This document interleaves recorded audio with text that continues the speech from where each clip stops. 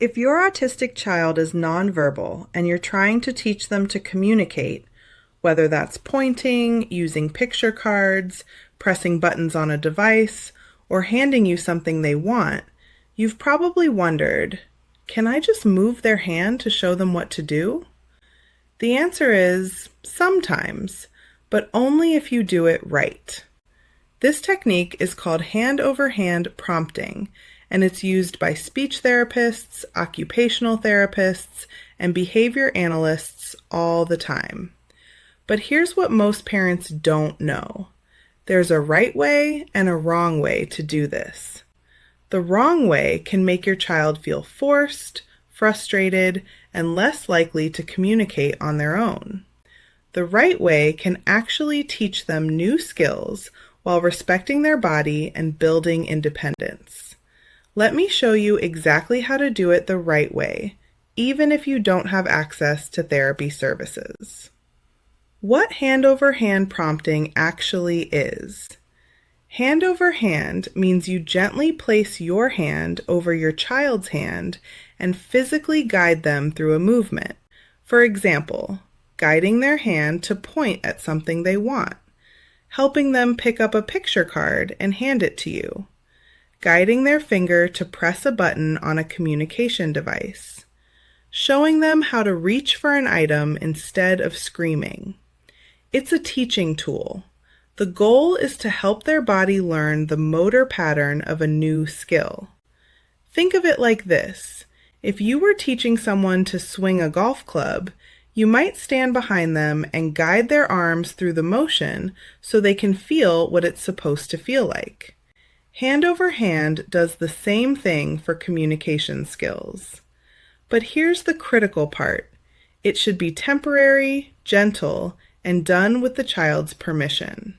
When hand over hand is helpful. This technique works best for children who have motor planning challenges, also called dyspraxia. These are kids whose brains know what they want to do, but their body has trouble figuring out how to do it. For example, they want to point, but they can't isolate their index finger. They want to hand you a picture card, but they can't coordinate the reach, grab, release movement. They want to press a button on their AAC device, but their hand doesn't know where to go. They want to sign more, but their hands won't make the motion. For these kids, hand over hand can help their brain and body connect the dots. But it's not for every child, and it's not for every situation. When not to use hand over hand. Do not use hand over hand if 1. Your child is pulling away, stiffening, or showing distress. If they're resisting, you're not teaching, you're forcing. Stop immediately. 2. You're using it to make them do something they don't want to do. Hand over hand is for teaching skills they're motivated to learn, not for compliance. 3. Your child has sensory issues with touch. Many autistic children find unexpected touch painful or overwhelming. If your child recoils from touch, hand over hand might not be the right approach for them. 4. You're doing it constantly without fading. If you're still doing full hand over hand after weeks of practice, something's wrong. The goal is to fade your help quickly so they do it independently. 5. Your child can already do the movement but chooses not to. Hand over hand is for teaching new motor skills, not forcing skills they already have. The consent first approach. This is critical. Here's what separates good hand over hand from forced compliance. Consent. Before you touch your child's hand, you ask for permission, even if they're nonverbal. Here's how. Step 1. Offer your hand and ask. Hold out your hand and say, "Can I help your hand?" Or, "Do you want help?" Step 2. Wait and watch their response. If they place their hand in yours, move closer to you, stay relaxed, and don't pull away. That's consent. You can proceed. If they pull their hand away, stiffen their body, turn away or move back, look distressed. That's a no. Stop immediately. Step 3. Respect their answer. If they say no through their body language, don't force it. Instead, try modeling the action yourself without touching them, using a visual support, picture or video, waiting and trying again later when they're calmer. Respecting your child's body autonomy builds trust. When they know you'll listen to their no, they're more likely to say yes next time. The prompt hierarchy. Use the least help possible. Therapists don't jump straight to hand over hand. They follow a prompt hierarchy, starting with the least intrusive help and only moving to more help if needed.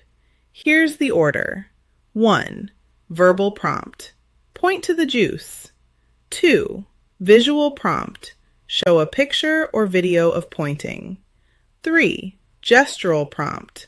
Point to the juice yourself to show them. 4. Partial physical prompt. Touch their elbow or wrist lightly to guide them. 5. Full physical prompt. Hand over hand. Place your hand over theirs and guide the full movement. The goal is to always use the least amount of help that still lets them succeed. If a verbal cue works, don't use hand over hand. If a light touch on their elbow works, don't use full hand over hand. Only use full hand over hand when lighter prompts don't work and the child consents. How to do hand over hand the right way, step by step. Let me walk you through exactly how to use this technique correctly. Step 1. Set up a clear, motivating task. Choose something your child really wants. This technique only works when the child is motivated to get the outcome. Examples: getting their favorite snack, accessing bubbles, turning on a preferred video, opening a door to go outside. Pick one simple action to teach: pointing to the snack, handing you a picture card, pressing a button on a device, tapping a photo on a communication board. Place the item just out of reach so they need to communicate to get it. Step 2. Give a simple verbal cue and wait. Show them the item and say one short phrase. Want crackers? Bubbles? iPad? Then wait 5 seconds to see if they'll do the action on their own. Don't rush in. Give them a chance to try independently first. Step 3. Ask for permission to help. If they don't respond after 5 seconds, hold out your hand and say, "Can I help your hand?" Or, "Do you want help?" Wait and watch. If they place their hand in yours or stay relaxed, proceed. If they pull away, stop and try a different approach. Step 4. Guide their hand gently through the movement. If they consent, place your hand lightly over theirs. Key word, lightly. You're guiding, not forcing. Move with their body, not against it. If you feel resistance, stop. Guide them through the full movement slowly. Example 1. Pointing. Place your hand over theirs. Gently extend their index finger. Guide their hand toward the item. Say "point" as you do it.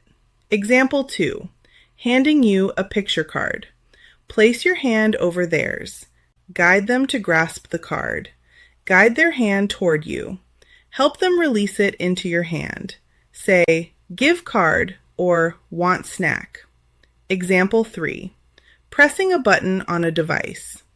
Place your hand over theirs. Guide their finger to the correct button. Help them press it. Say the word the button represents. More, help, open. The movement should be smooth, slow, and gentle. Narrate what you're doing. We're pointing to the crackers. Step 5. Give them what they want immediately. The instant the movement is complete, they get the item. No delay. No, good job, now wait. Immediate reinforcement is what teaches the brain, this action gets me what I want. Hand them the crackers. Blow the bubbles. Start the video. Open the door. Plus, add verbal praise. You pointed. Here are crackers. Step 6. Fade your help as quickly as possible. This is the most important step. Hand over hand is temporary. The goal is independence. Here's how to fade. Trial 1. Full hand over hand, your hand fully covering theirs. Trial 2. Partial physical prompt. Hold their wrist instead of their hand. Trial 3. Light touch. Just touch their elbow or forearm. Trial 4. Gestural prompt. Point to the item without touching them. Trial 5. Wait and see if they do it independently. You're reducing help with every repetition. If they can do it with less help, give less help. Example of fading over a week. Day 1. Full hand over hand for pointing. Day 2. Hold their wrist and let them extend the finger. Day 3. Touch their elbow lightly. Day 4. Just point to the item yourself, gestural. Day 5. Wait 10 seconds and see if they point on their own. By day 5, many kids will start attempting the movement independently. Step 7. Watch for signals to stop or adjust. Throughout this process, continuously watch your child's body language. If they pull away, cry or whine, stiffen their body, look distressed, try to leave, stop immediately. Say, I see you don't want help right now. That's okay. Give them the item anyway. They still get what they want. You're not punishing them for saying no. Try again later with a different approach. Model the action without touching them. Use a visual. Show them a picture or video. Wait longer before prompting. Try hand under hand instead. See next section. Alternative. Hand under hand, a gentler option. If your child doesn't like hand over hand, try hand under hand. This means their hand rests on top of yours instead of yours covering theirs. How it works. You place your hand palm up. They place their hand on top of yours. You move your hand to guide the action, and their hand moves with yours. Why this is better for some kids. It feels less controlling. They can pull away easily if they want to stop. It respects sensory sensitivities better. Example. You're teaching them to press a button on a device. Place your hand under theirs. Move your hand toward the button. Their hand moves with yours and presses it. Immediately give them what the button requests. Many children tolerate hand under hand much better than hand over hand. Real-world examples you can try today. Let me give you specific scenarios so you know exactly what to do. Example 1. Teaching Picture Card Exchange, PECS. Goal. Child picks up a picture card and hands it to you to request a snack. Setup. Place a picture of goldfish crackers on the table. Hold the actual goldfish crackers where they can see them but not reach them. Step by step. Say, want goldfish? Wait 5 seconds. If no response, ask, can I help your hand? If they consent, place your hand over theirs and guide. Grasp the picture card, lift it up, move it toward you, release it into your hand. Say, goldfish, and immediately give them crackers. Repeat 5 to 10 times, fading your help each time.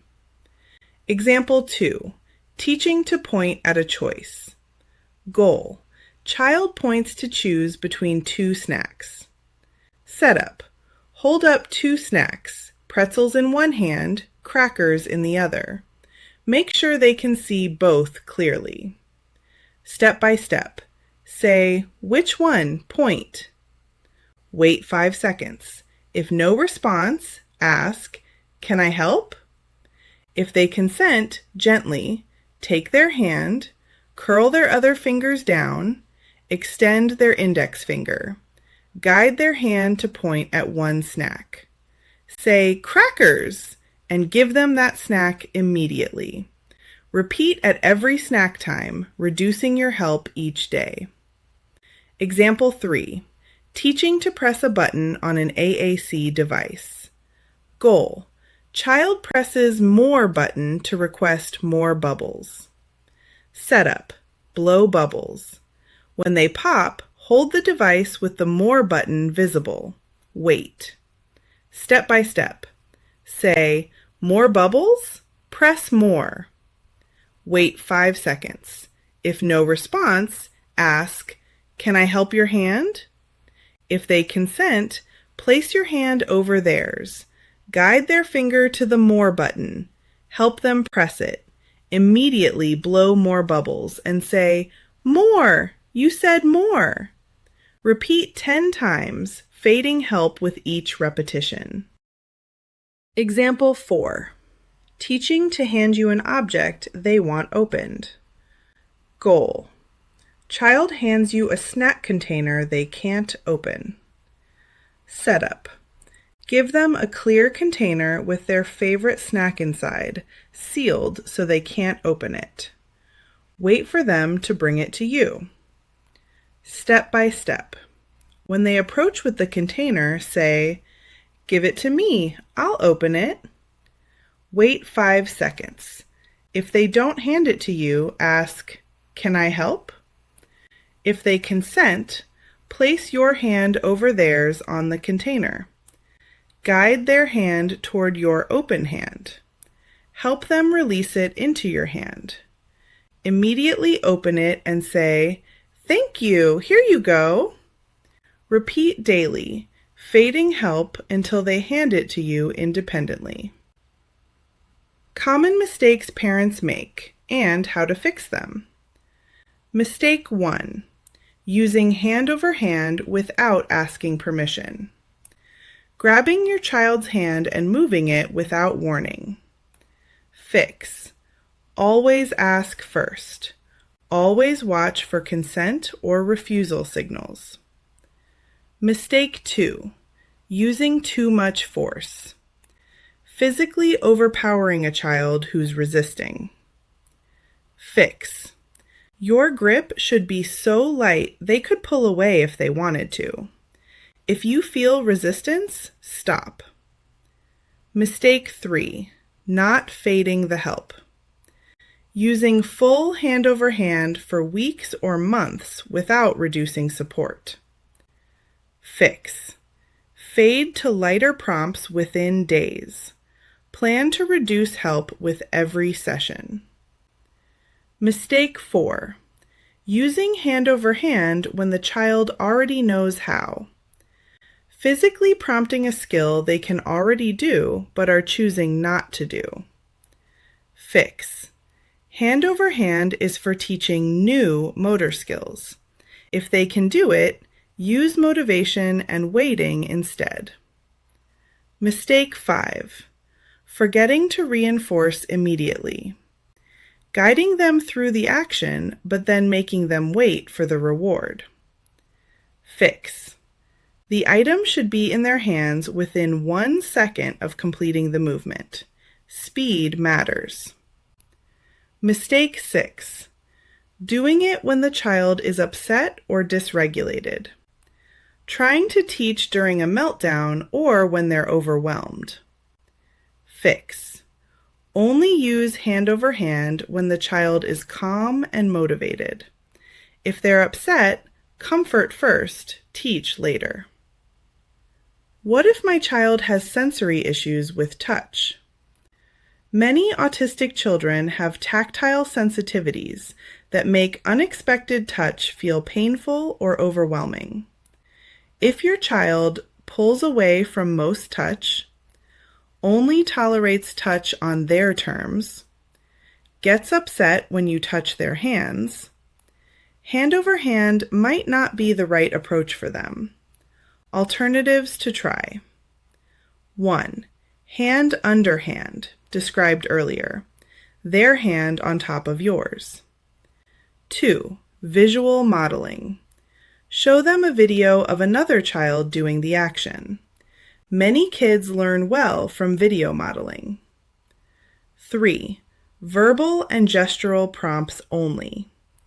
Use words and pointing instead of touch. 4. Wait longer. Give them 20 to 30 seconds of wait time before offering any help. 5. Environmental setup. Make the action so obvious and easy that they figure it out on their own. For example, put the picture card in their hand and hold your hand out expectantly. Not every child needs hand over hand. If it's not working or causing distress, try something else. How long should you use hand over hand?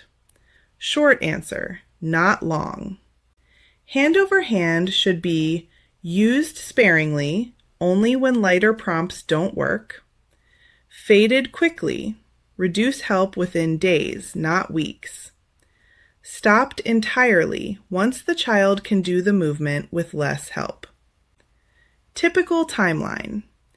Week 1, full hand over hand, 5 to 10 trials per day. Week 2, partial physical prompts, wrist or elbow. Week 3, gestural prompts, pointing, modeling. Week 4, independent with just verbal cue or wait time. If you're still using full hand over hand after a month, something's not working. Either the child isn't motivated enough, the motor skill is too complex, break it into smaller steps. Hand over hand isn't the right approach for this child.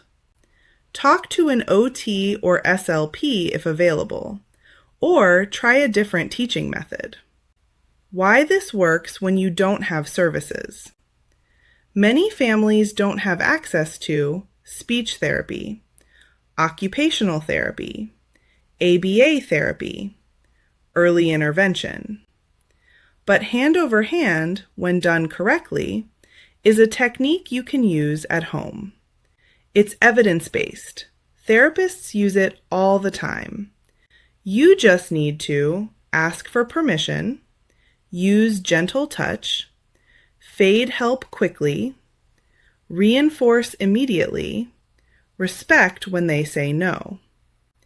This isn't a substitute for professional therapy, but it's a tool you can use while you wait for services or when services aren't available. The bottom line, hand over hand can be a helpful teaching tool for nonverbal autistic children who need help learning new motor patterns for communication, but it must be done the right way. Ask for consent, use gentle, light touch. Only use it when less intrusive prompts don't work. Fade help quickly. Stop immediately if they resist. Reinforce the action immediately. Respect their body autonomy. When done correctly, hand over hand teaches new skills while building trust. When done incorrectly, it feels like force and shuts down communication. Your action plan starting today. Pick one simple communication skill to teach. Pointing to make a choice, handing you a picture card, pressing a button on a device, giving you an object they want help with. Set up a motivating situation, favorite snack, toy, or activity. Use the steps: verbal cue plus wait, ask permission, guide gently if they consent, reinforce immediately. Fade help with each repetition. Try this for 1 week and see what happens. Many children start attempting the movement independently within days once their body learns the pattern. You don't need a therapist to teach basic communication skills. You just need the right technique, patience, respect for your child's body, consistency. Hand over hand, done correctly, gives you a tool to help your nonverbal child learn to communicate. Use it wisely, use it gently, and fade it quickly. Your child's independence is the goal, and sometimes a little physical guidance at the beginning is what helps them get there. If you're feeling overwhelmed, I made something for you. Grab my free Calm in the Chaos guide, link in bio.